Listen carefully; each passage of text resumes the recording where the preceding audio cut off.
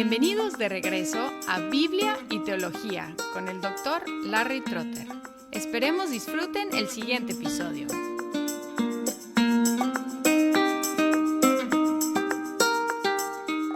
Estoy siguiendo la división por Jesse Lehman Hurlbut en su libro La historia de la Iglesia cristiana, que marca la caída de Roma como el fin de la Iglesia imperial y el inicio de la Iglesia medieval. Esta división de la historia refleja una perspectiva occidental, porque la Iglesia oriental siguió siendo la Iglesia imperial oficialmente hasta la caída de Constantinopla en 1453. Es decir, que en el occidente la Iglesia ya no era la Iglesia imperial después de la caída de Roma, pero la Iglesia oriental siguió siendo imperial durante todo un milenio más. Mientras que la Iglesia occidental entraba en una nueva era, la Iglesia oriental seguía siendo la Iglesia imperial.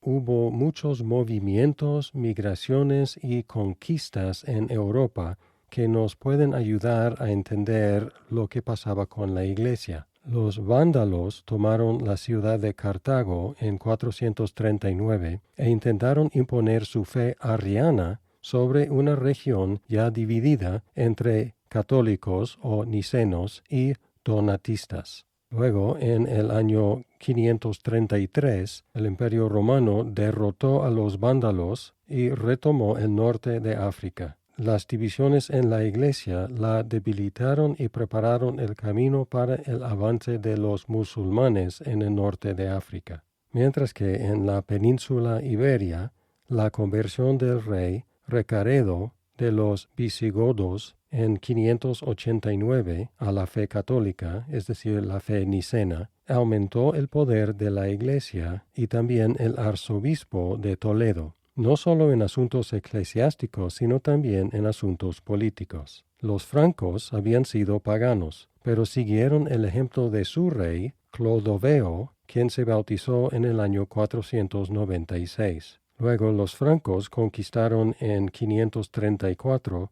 a los borgoñones y se estableció la costumbre de que los reyes elegían o por lo menos aprobaban a los obispos, convirtiéndolos en funcionarios del gobierno.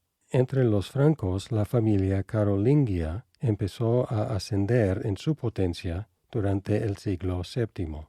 Mientras en Gran Bretaña los pictos y los escotos ocupaban el norte, y los anglos y los sajones invadieron y ocuparon el sur después de que los romanos lo abandonaron. Los herulos tomaron a Roma en 476 y depusieron al último emperador del occidente, Rómulo Augustulo. El emperador romano Senión, reinando en Constantinopla, apoyó a los ostrogodos, que eran arrianos, para retomar a Roma en 493. Luego el imperio mismo retomó a Roma en 562. Pero pocos años después cayó en manos de los lombardos arrianos. Así que hubo intentos del Imperio Romano, así llamado, de retomar a Roma, pero intentos fallidos o muy temporales. Esta situación del ascenso de los lombardos arrianos aisló a los papas, quienes buscaron ayuda de los francos en el siglo VIII. Los lombardos capturaron a Ravenna en 734 y expulsaron al exarca imperial en 751. El exarca imperial era representante del emperador romano reinando en Constantinopla. El papa Gregorio III, papa entre 731 y 741, estaba contento con esto, porque quitaba la interferencia del emperador romano, pero luego estaba preocupado cuando los lombardos amenazaron de nuevo a Roma.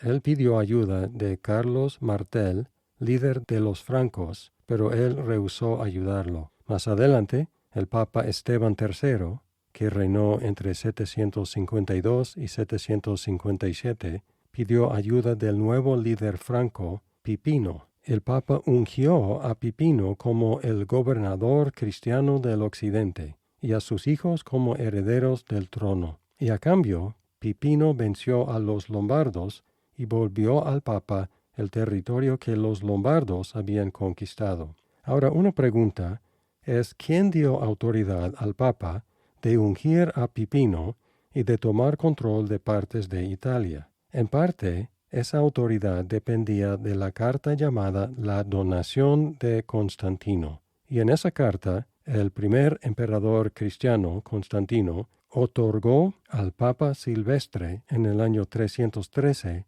entre otras cosas, cierto territorio, la preeminencia sobre todas las otras sedes del cristianismo y el poder imperial en el occidente. Esta carta justificó la separación entre Occidente y Oriente y el ungimiento de Pipino. El único problema es que esa carta fue un fraude del siglo VIII, pero como se creía genuina, los papas ejercían mucho poder, tanto político como eclesiástico. Ahora llegamos a Carlos el Grande, Carlos Magno, el hijo de Pipino. Era un excelente guerrero y líder y pudo extender su territorio enormemente. El Papa lo nombró el protector del papado, y en la Navidad del año 800 el Papa León III ungió a Carlomagno como emperador del Santo Imperio Romano, para llenar el vacío dejado por la caída del Imperio Romano Occidental y para obtener protección política para la Iglesia romana. Durante los siguientes 4 siglos, el Papa coronaba al nuevo emperador, usualmente en Roma. Y aunque el Imperio Romano en el Oriente objetó a la creación de otro Imperio Romano independiente, no tenía la fuerza para sujetarlo. Entonces la situación era bastante confusa, porque el Imperio Romano antiguo ya no estaba en Roma, estaba basado en Constantinopla, mientras que esta nueva creación, el Santo Imperio Romano, tenía su base de poder entre los francos, pero protegía a Roma. Los sucesores de Carlos no eran tan fuertes como él, y se dividió el imperio y llegó a ser controlado por la Iglesia, con emperadores alemanes elegidos por los nobles. El imperio fue debilitado por ser asaltado en el norte por los vikingos, en el sur por los musulmanes y en el este por los magiares o los húngaros. Mientras que el Santo Imperio Romano se disminuía, también el papado se disminuía junto con el imperio y descendió en anarquía entre 880 y 1000 años. En un periodo entre 882 y 904 hubo 12 papas, algunos escandalosos. Luego el emperador Otón el Grande puso el imperio en orden de nuevo y ejerció control sobre la Iglesia, deponiendo al Papa Juan XII y estableciendo a León VIII en el año 964.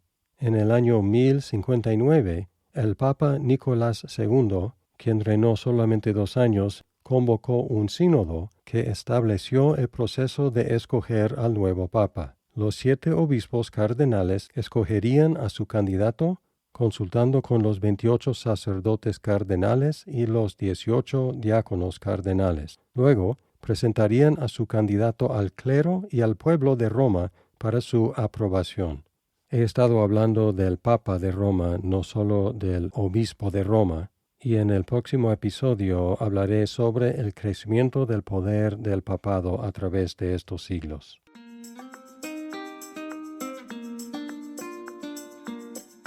Muchas gracias por escuchar este episodio. Si estás disfrutando Biblia y teología, por favor compártelo con tus amigos. ¡Hasta pronto!